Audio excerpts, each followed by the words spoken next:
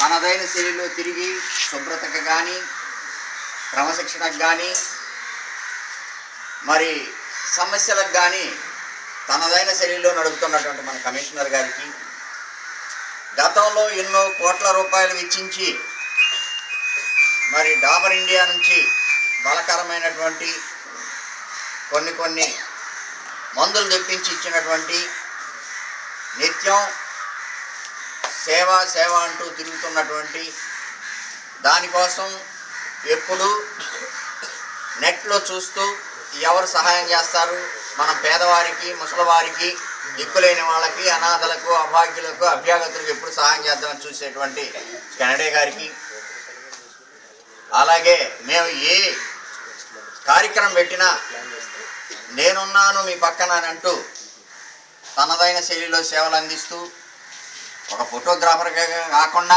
సలహాలు సంప్రదింపులు చేస్తున్నటువంటి ధూళిపాళ్ల కాంతారావు గారికి, అలాగే మీ యొక్క వార్డెన్ గారికి, తను వార్డెన్ కాకపోయినా వార్డెన్ కన్నా ఎక్కువ శక్తితోటి మరి నాదెళ్ళ కావచ్చు ఉన్నటువంటి ఆ పలు చోట్ల తిరిగి వాళ్ళకేం కావాలి, ఎవరిని అడగాలి, ఎలా ఇప్పించాలనేటువంటి దృక్పథంతో తిరుగుతున్నటువంటి రాజేంద్ర ప్రసాద్కి అందరికీ నమస్కరిస్తూ మిమ్మల్ని దీవిస్తూ నేను 2 నిమిషాల్లో ముగిస్తాను. ఎందుకంటే మన అధికారులకి అత్యవసర పరిస్థితులు ఉన్నాయి కాబట్టి, వాళ్ళకి పనులు ఉన్నాయి కాబట్టి 2 నిమిషాలు నేను మాట్లాడతాను. మీ అందరూ భక్తిగా ఉంటారయ్యా? ఏమీ లేదంటేనేగా, భక్తే లేదు. హిందూ అయినా, ముస్లిం అయినా, క్రిస్టియన్ అయినా ఒక శక్తి ఉంది. ఆ శక్తే దేవుడు. పలు రకాలుగా పూజిస్తాం, సేవిస్తాం, కొనియాడతాం, ప్రార్థిస్తాం. మనం చిలకలూరిపేటకి ఎన్నో దోవలు ఉన్నాయి.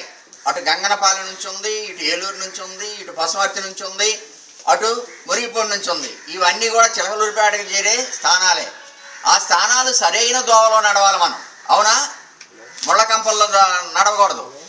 అలా పరివర్తన, ప్రవర్తన అనేటువంటి ధ్యేయంతో మీరు మీ యొక్క జీవితాన్ని, మీ యొక్క బ్రతుకుని చక్కని పందాలో నడుచుకొని, చక్కగా చదువుకొని మంచి ఉన్నత స్థితికి పోవాలని కోరుకుంటూ, మరి మీరు చదువుతున్నారు కదా, ఇప్పుడు పరీక్షలు జరుగుతున్నాయి కదా, నేను సరిగా చదవలేనులే, నేను సరిగా రాయలేనులే అనే భయం, భీతి వదలాల.